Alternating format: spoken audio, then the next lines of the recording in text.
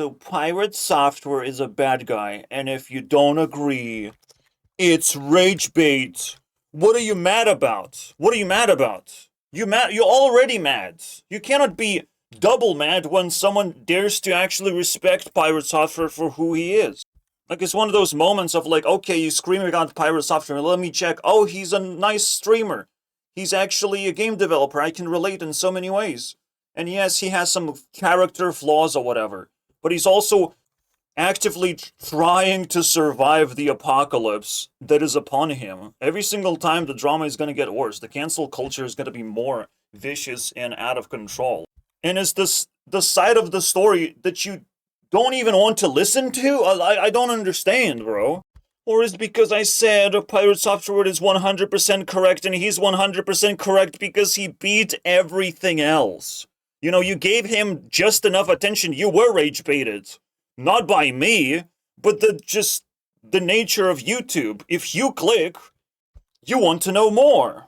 Want to know more about what? Where are the facts? What is happening? That's so important to know facts about. And the interesting part is just let's collect dirt about Pirate Software because he's getting in the way of our little gaming adventure. You know what else is getting in your way? This is getting in your way. This is the latest thing and the greatest thing that people are already upset about. And I know during capitalism, if people are not getting something, they might not be getting that thing for a very long time. Like if developers actually switching to Unreal Engine 5, if they're doing this stupid stuff, even like the big corporations, if they think they're just gonna get away with crafting a cheap, low FPS product, if they even think that's a rational thing to do. Like, we already, in the doomsday scenario in terms of gaming, we already killing games in like 10 different ways that we can't count on fingers anymore. And it's not about Pirate Software whatsoever. We should be upset about so many other things. But no, be upset on me for even trying, right? For even trying to do something. For even having engineering experience. Like, what the fuck? You know it's bad when this guy gets in trouble for what I just said. Muda, you're not a real engineer. What? You are as real as the profits that you are making in this society. Whatever you want to call yourself. I'm a dog petter, you know? I'm a dog petter. I pet dogs and I get money. Who are you, bro? How much money do you make? The titles don't actually mean anything. It's how much money do you make? I can be a YouTuber, but I earn $0. Okay, you're not a YouTuber then. You don't call yourself a YouTuber. I am government leech, for I sit on welfare. That's what it is. But it's still better than, you know, getting nothing, being fucking homeless and poor. Like, that's horrifying. Government leech is still a good label. So he's an engineer. Bend over to Mutahar. He understands stuff. I can relate to him as well. No need to fucking drama spit everywhere. We even saw people criticize Pirates code and all that shit. Like, everything was nitpicked. Every piece, every puzzle piece was pushed around just to see if something breaks. So obviously this does not happen in order to truly prove that this guy is evil. We just kind of pretend that he's evil, and now we try to like feed the population of like in how many ways he's evil. Because we're not going to calculate someone's achievements and actually evaluate the person. We're just going to try and manufacture as much dirt as possible. And God forbid this guy dares to ban people, you know? This guy dares to go after people when he gets rage baited, you know? He can do the same thing onto you as you're doing onto him. So I have not heard anything from Ross. I have not heard anything about the initiative. Basically, it dies essentially when people get signatures. Nothing is happening for months and months, right? Until years later, oopsie doopsie. This is not how progress is made. Progress is made like weekly. On weekly basis, there's something happening.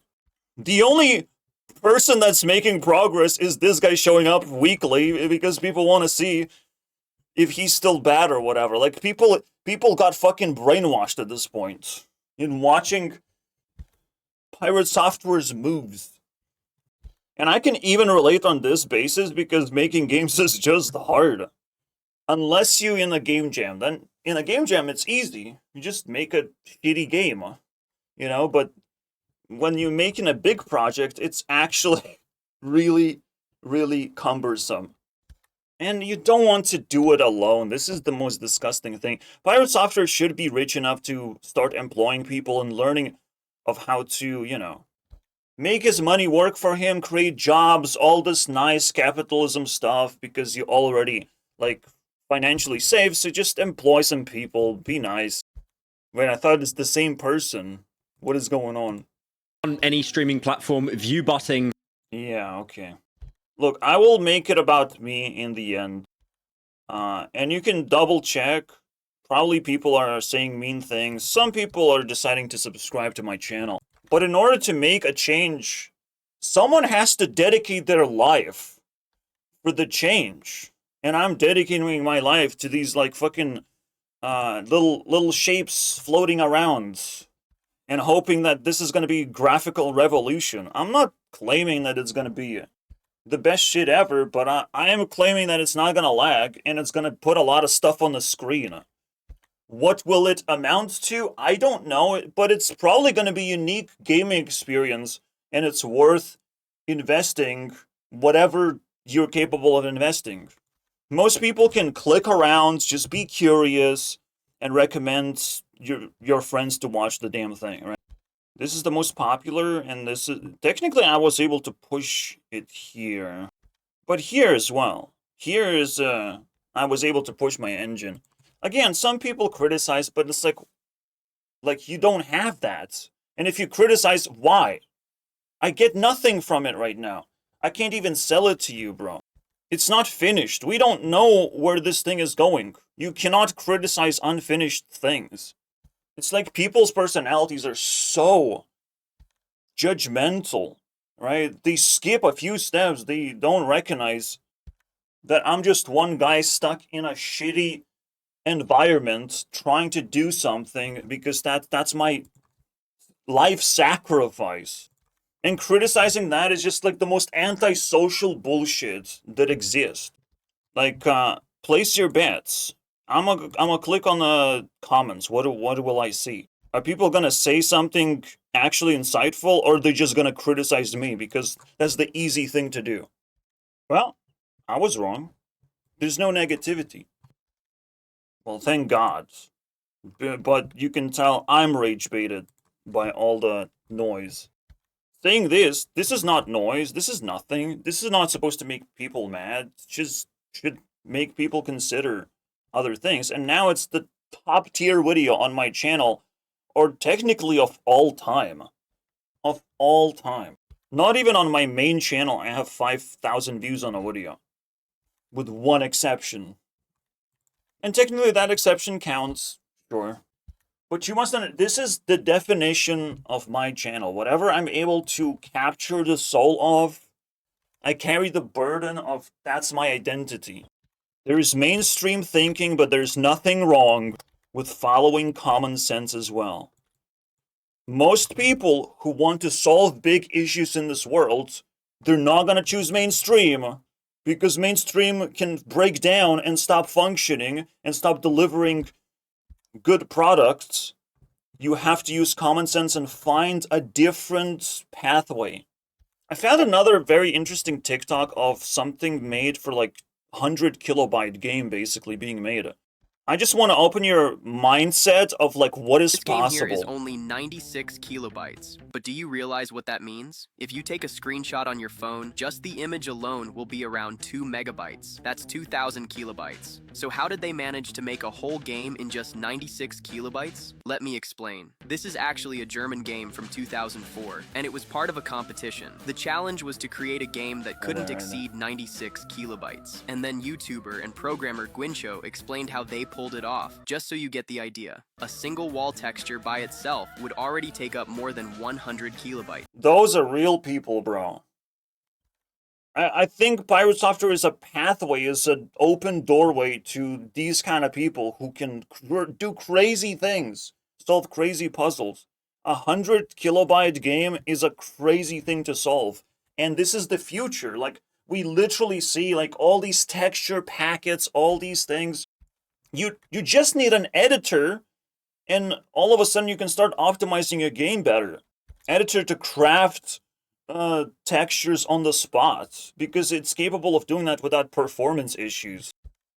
This is a breakthrough, but a breakthrough is not the end of the story. The story ends when people learn of how to take advantage of this. Bytes, one single texture. So, to keep the game small, they basically created an algorithm that generated the texture images back in 2004. In practice, it was a program where the designer could click on commands and the effects would appear on the image in real time. Instead of saving the final image, the game only saved the code for the effects. Then, when loading the game, the algorithm would convert that code and generate the images directly into RAM. For 2004, that's genius, right? But what about the rest of the game? Gwincho. So yeah, it kind of like the game unpacks itself in a way. I think my engine is capable of simply reading the codes and spitting out the image on the spot. But yeah, you can just craft textures, why not? Yeah, one man. All the RAM. This is, yeah, smart people. Explained that he made that simple Pikachu model you see, and just that already took up 5 kilobytes. Some 3D models on their own would easily go over the 96 kilobyte limit for the entire game. But if you look closely, there are enemies way more complex than that simple Pikachu. So to solve this, they used 3D models in basic shapes, cones, spheres, cubes, and cylinders. The real big question, sphere's not a simple shape. These are polygon-rich shapes. Funny enough, in my engine, these are simple shapes. Because I don't use polygons. I don't need to. Like, it's a sphere. It's a circle from any angle. What are you talking about? You know? I basically get close to an object and I recognize it as a ray traceable shape. And then I hit it with the ray tracing. So it's... I don't think it's even a hybrid approach. It's a whole different way of rendering that has to be explored. Every way of rendering has to be explored, but I think I found a pretty good one. And again, I totally think that in the future looks like Minecraft. Future looks kind of simplistic, made out of shapes. And then we'll learn how to bend these shapes, learn how to morph them into something nicer and nicer over time. And that thing that we have to collectively learn. The reason why Minecraft even blew up is because we wanted to collectively learn of like, what is this? What is this voxel thing that you can interact with in such great detail, right? People wanted to just learn and get some updates, but that doesn't matter. The engine itself was fascinating enough. That's why people who wait for Minecraft updates, they're never happy. That wasn't the sole purpose of Minecraft existing as early as possible. And people waiting for Hytale are very not happy. Capitalism fails in miserable ways. Spheres, cubes, and cylinders. Yeah, you can see it's cones, polygonal. Spheres, at least the presentation. cubes, and cylinders. From there, they built an algorithm that deformed those models in real time. That way, besides moving, rotating up and down, they could also bend and curve them in real time. Now that's tough.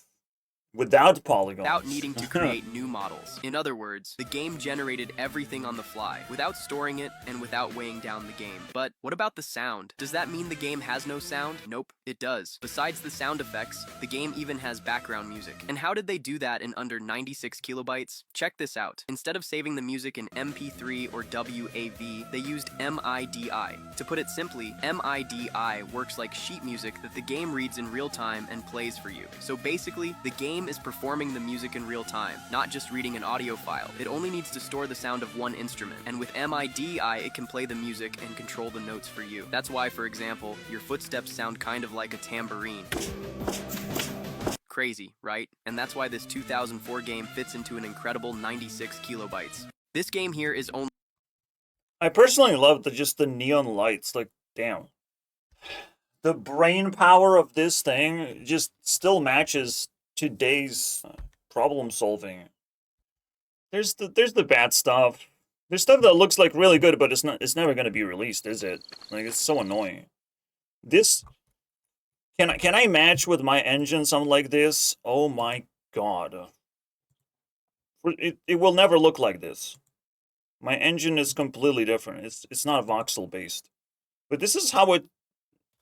Okay, let's put it this way.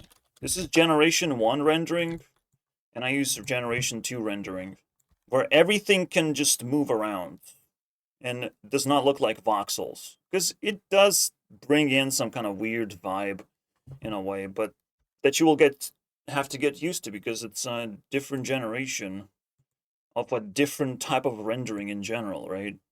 But again, all I'm demanding is that people like us who dedicated life purpose to bringing a solution to a problem, that we get something, you know? Because capitalism always just rewards people who already finished their job, but who's gonna pay me in the meantime? You know, like, who's gonna own me in the meantime? So the best you can do is at least be curious of what the future holds, right? This is insanely OP, alright? When it gets released, it's the greatest thing ever. But because this guy is complacent enough to just add updates and be a fucking douchebag, and I'm trying to fucking send him comments to try and fucking rage bait him into releasing the damn thing, to maybe communicate with him, no, bro. It's early access. Technically, it's released to particular individuals, right? This guy knows what he's doing. I definitely can't put 100% of effort like this. But at the same time, this update is literally just him building something. There's no real shading, so it feels really bad. It feels really floaty, I would say. Everything feels floaty. I don't like that. Even my engine doesn't feel floaty. Like, what's going on? Like, you see the grass and you see this, like, what? Do they meet? Like, it needs, like, cell shading, I guess, or something?